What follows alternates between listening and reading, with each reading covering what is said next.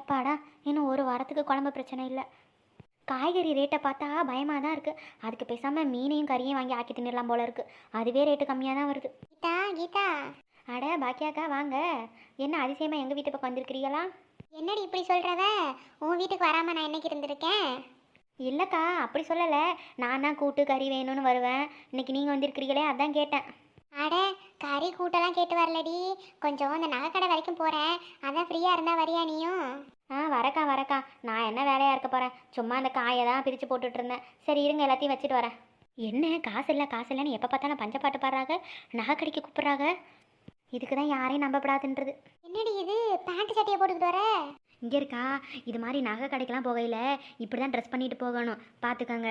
சும்மா எப்பவும் கட்டின அந்த அழுக்கு புடவையே கட்டிக்கிட்டு காய்கறி கடைக்கும் ரேஷன் கடைக்கும் போகிற மாதிரி போகக்கூடாது. நம்மளை மதிக்க மாட்டாங்க. ஆடா, மதிச்சா மதிக்கிறாங்க, மதிக்கலான்னா போகிறாங்க. சரி வா போவோம்.